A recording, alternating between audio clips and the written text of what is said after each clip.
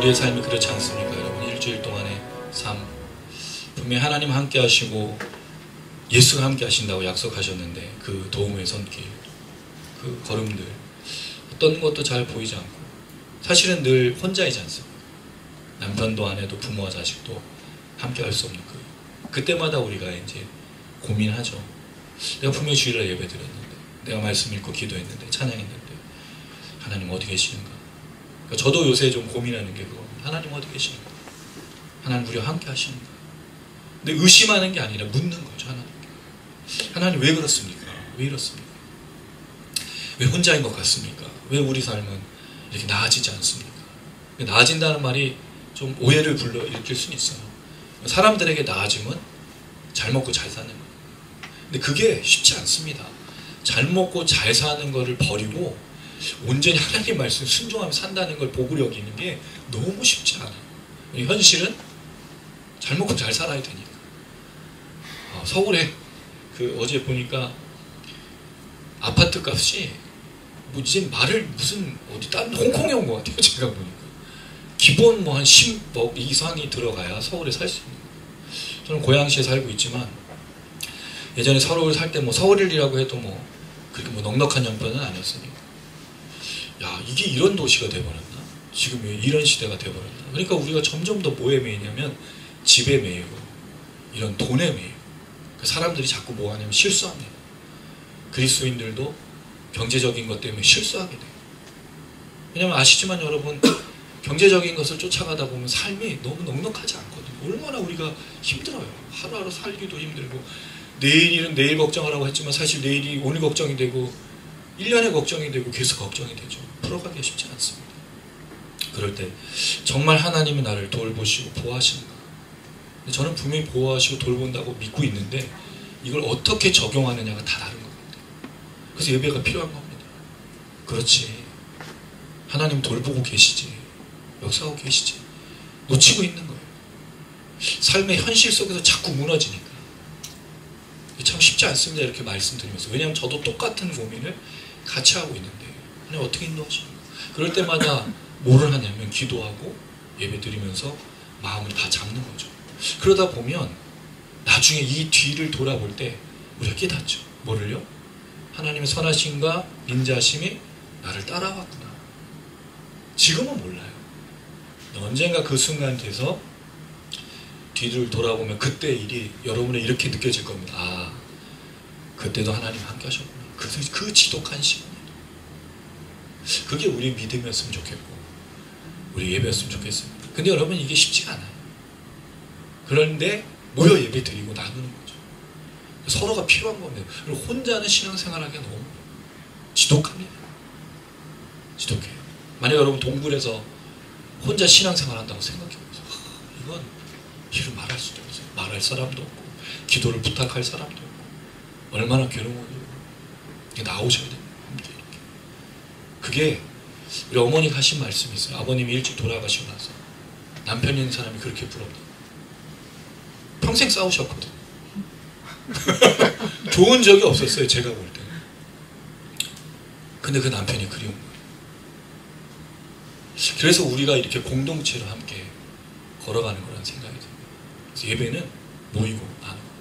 혜빈 집사님도 빨리 회복하시고. 정준영 전체는 제가 그 얘기를 드렸어요. 지금 분당에서 예배를 같이 지금 영상을 드리는데 한 달에 한 번은 그래도 얼굴은 보여 나오고. 민서병제는 아마 11월인가 올해 이제 잠깐 한국을 나올 건데 민서병제 나오고 같이 예배 드리면 좋겠고.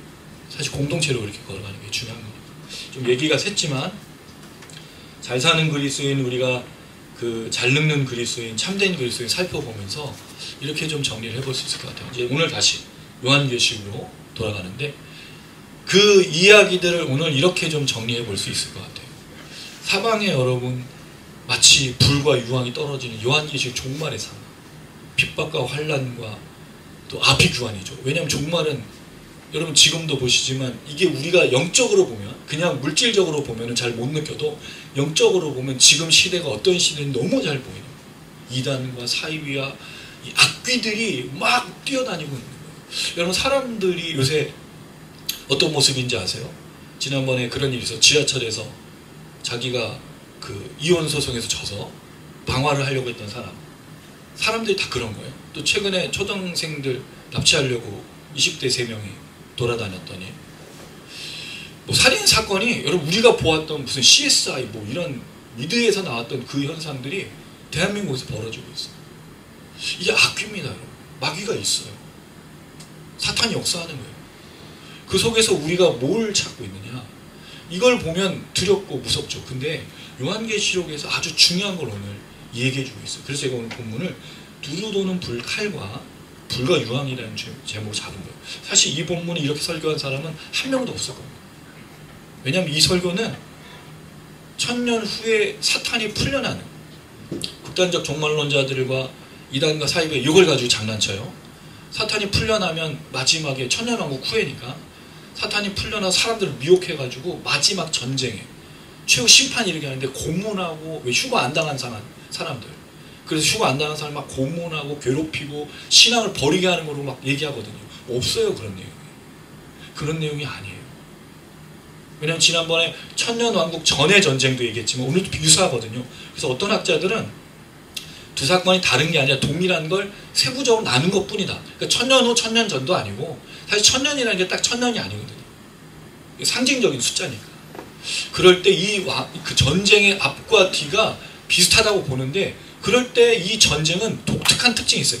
앞에 19장 전의 모든 내용은 다 12장 전이죠. 전의 내용은 핍박과 환난밖에 없는데 12장 이후에 하늘의 전쟁에서 패한 큰 붉은 용은 이긴 적이 한 번도 없다는 거지. 이 천년의 전쟁 전과 후도 동일해. 오늘도 똑같아. 근데 이거를 이단과 사이들과 극단적 종말론자들은 천년의 사다에 놓여가지고 미혹시켜서 사람들을 막 고문하고 그리스도인들 없어요. 그런 내용이. 아닙니다.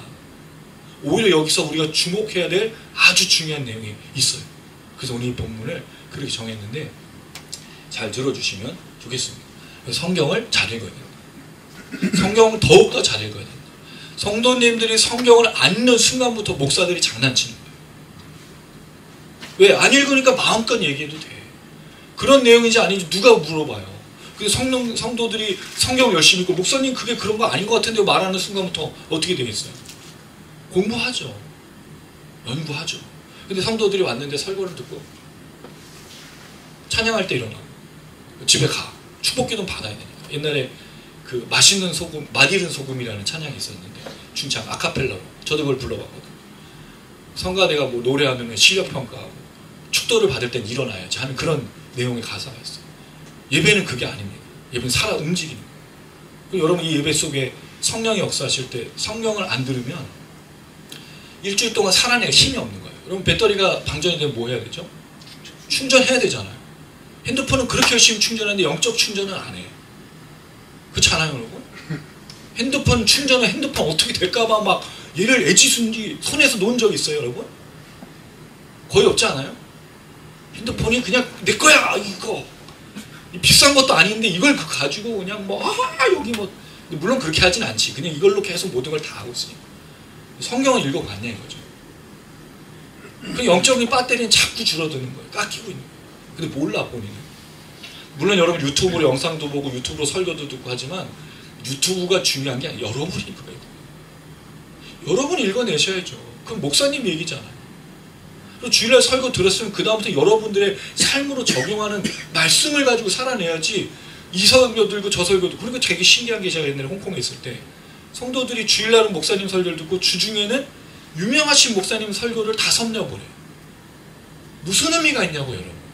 그분들이 자기가 홍콩에서 사는 삶을 대변해 주는 게 아닙니다. 달라요. 홍콩의 삶이 다르고 한국의 삶이 다른 거예요. 누가 제일 잘 알겠습니까? 담임 목사가 아니겠어요? 물론 그분은 원리적으로 얘기하고 은혜가 되는 거예요. 방향을 제시하는 건 아닙니다. 이게 되게 중요한 거예요. 일주일 동안 뭐 하라고요? 읽어내셔야죠. 영적인 밭대를 채우셔요. 제발. 그게 중요한 거예요. 자, 어쨌든 그 이야기를 드리면서 이제 오늘 말씀이 왜 극단적 종말론자들과 이단들이 말하고 있는 그 내용이 아닌가 이 얘기를 좀 드리려고 합니다. 자, 7절 한번 읽어볼게요. 시작. 천년이 참에 사탄이 그 옥에서 모여. 자, 이 이야기가 왜 중요하냐면 천년이라는 이 이야기에 대해서 하나님께서 말씀하신 내용이 있어요. 20장 3절을 한번 읽어보겠습니다. 20장 3절 시작. 무적행에 던져 넣어 잠그고 그 위에 일공하여 천년이 차도록 다시는 만국을 이용하지 못하게 하는데 그 후에는 반드시 잠깐 노예리라. 그럼 지금 1000년 후에 지금 잠깐 노예는. 그럼 사탄이 지금 노이는 형상이 된 거죠. 왜? 하나님이 그렇게 천사를 통해서 묶어놓고 이제 그게 풀려지는 역사가